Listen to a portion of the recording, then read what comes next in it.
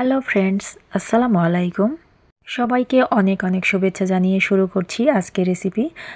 আজ আপনাদের তৈরি করে দেখাবো কাতলা মাছের মাথা দিয়ে বুটের ডাল রান্না।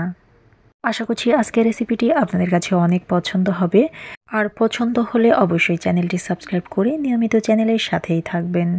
আমি এখানে 1 কাপ বুটের ডাল নিয়েছি, আর সেটা খুব ভালোভাবে পানিতে ভিজিয়ে রেখে ধুয়ে পরিষ্কার করে নিয়েছি। দিচ্ছি স্বাদ মতো লবণ, আর সেই সাথে দিয়ে দিচ্ছি পরিমাণ মতো পানি। আমি এখানে 1 মগ পানি ব্যবহার করেছি। এখন প্রেসারে মুখ আটকিয়ে আমি 4টি সিটি দিয়ে নেব। চুলায় একটি ফ্রাই প্যান বসিয়ে তাতে দিয়ে দিচ্ছি পরিমাণ মতো সরিষা এবং সয়াবিন তেলের মিক্সড। দিচ্ছি 1 টুকরা দারুচিনি, 2টি সাদা এলাচ, 1 চা চামচ আস্ত জিরা, 2টি তেজপাতা, 1 টুকরা থেতো আদা এবং 1টি থেতো রসুন। এখন সবগুলো মশলাকে আমি হালকা অ্যারোমা বের হওয়া পর্যন্ত ভেজে নেব। দিচ্ছি 4টি পেঁয়াজ এবং মরিচ কুচি। পেঁয়াজ এবং মরিচকে হালকা কালার পরিবর্তন হওয়া পর্যন্ত ভেজে নেব। দিচ্ছি 1.5 চা চামচ উঁচু করে বাটা মশলা। এই মশলাটিকে আমি হালকা ভেজে নেব যেন এর থেকে কাঁচা গন্ধ চলে যায়। দিচ্ছি 1টি টমেটো কুচি। এখানে আমি পাকা টমেটো ব্যবহার করেছি। দিচ্ছি পরিমাণ মতো পানি। দিচ্ছি 1 চা চামচ উঁচু করে হলুদের গুঁড়া, মরিচের গুঁড়া এবং লবণ। এখন সবগুলো মশলাকে কিছুটা নাড়াচাড়া করে আমি ফুটিয়ে নেব। এখন ঢাকনা দিয়ে ঢেকে আমি কিছুক্ষণ অপেক্ষা করব। দিচ্ছি 1/2 চা চামচ উঁচু করে ধনিয়া গুঁড়া এবং গরম মশলার গুঁড়া। এখন সবগুলো মশলাকে নেড়েচেড়ে আমি খুব ভালোভাবে কষিয়ে নেব। মনে রাখবেন, মশলা যত ভালোভাবে কষানো হবে তরকারি খেতে ঠিক ততটাই ভালো হবে।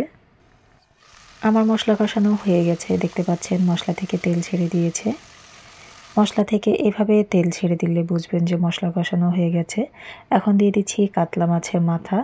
আমি এখানে 1টি কাতলা মাছের মাথাই শুধু ব্যবহার করেছি।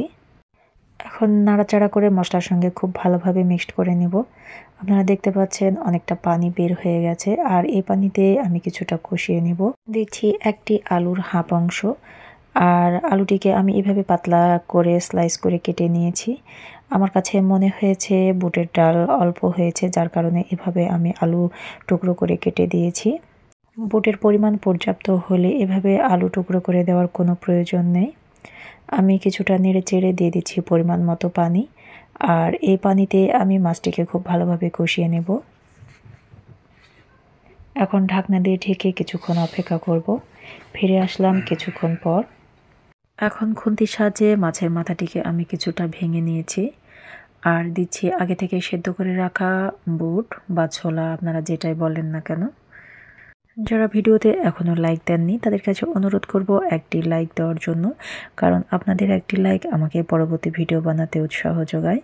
দিচ্ছি পরিমাণ মতো পানি, আর এখন আমি খুব বেশি পানি ব্যবহার করব না, যেহেতু এটা আমি প্রেসারে সেদ্ধ করে নিয়েছি। এখন হাই হিটে আমি 15 থেকে 20 মিনিট রান্না করে নেব। দিচ্ছি 3টি কাঁচা মরিচ। মরিচটিকে আমি জাস্ট ফ্লেভারের জন্য ব্যবহার করেছি। এখন ঢাকনা দিয়ে ঢেকে আমি রান্না করে নেব আরও প্রায় 5 মিনিট। দিচ্ছি 1 চা চামচ ভাজা জিরার গুঁড়া। ভাজা জিরার গুঁড়া তরকারির সঙ্গে খুব ভালোভাবে মাখিয়ে আমি চুলাটি বন্ধ করে ঢাকনা দিয়ে ঢেকে 5 মিনিট অপেক্ষা করব। ফিরে আসলাম 5 মিনিট পর। এটা হচ্ছে আমার রান্নার ফাইনাল লুক। তো দেখেই বুঝতে পারছেন কতটা সুন্দর আর লোভনীয় হয়েছে। আমি এখন একটি বাটিতে পরিবেশন করে দেখাচ্ছি। রান্নাটি কেমন হয়েছে অবশ্যই আপনার প্রয়োজনীয় মতামত কমেন্টস বক্সে জানাবেন, আর ভালো লাগলে লাইক, কমেন্ট এবং শেয়ার করবেন।